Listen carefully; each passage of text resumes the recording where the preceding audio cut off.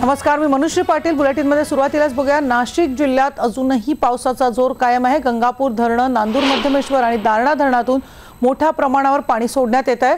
नांदूर मध्यमेश्वर बंधाऱ्यातून जायकवाडीला प्रति second 24,000 cusecs पाण्याचा सध्या विसर्ग सुरू झालाय।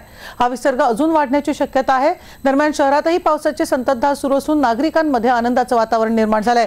होळकर पुलाखालून पाण्याचा जोरदार प्रवाह कुंड रामकुंड परिसरातील मंदिरात पोहोचलाय। पाण्याची पातळी वाढली आहे। गंगा, गोदावरी आणि गंगा भागीरथी या पुरातन मंदिरांचा गाभारा आता पूर्ण पाण्याखाली गेलाय।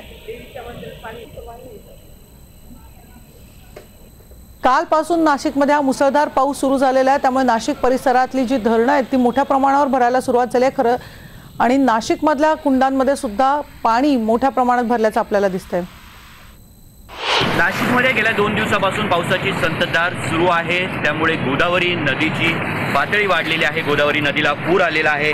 गंगापूर धरण सुद्धा जवळपास 80% भरलेलं आहे आणि या गंगापूर धरणातून जो काल रात्रीपासून 5,000 क्युसेक पाण्याचा विसर्ग केला जातोय, त्यामुळे गोदावरी नदीला पूर आलेला आहे।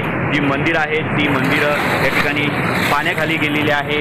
गांधी तलाव असेल किंवा दुतोंड्या मारुती आहे, दुतोंड्या मारुतीच्या कमरेच्या वरपर्यंत पाणी पोचलेलं आहे, त्यामुळे गोदाकाठच्या आजूबाजूच्या ज्या रहिवाशांचं जीवन जे आहे ते विस्कळीत झालेले आहे। अनेक दुकानात, अनेक मंदिरात या ठिकाणी पाणी गेलेलं आहे।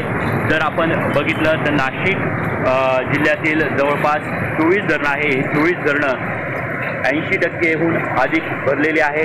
नांदूर मध्यमेश्वर हे 85% इतकं भरलेलं आहे, तर गंगापूर धरण हे जवळपास 80% भरलेलं आहे। त्यामुळे या सर्वच धरणातून कमी अधिक प्रमाणात पाण्याचा विसर्ग केला जातो, परंतु पाऊस जर असाच राहिला तर गोदावरी नदीला पुन्हा एकदा महापूर येऊ शकतो। कपिल भास्कर, IBN लोकमत, नाशिक।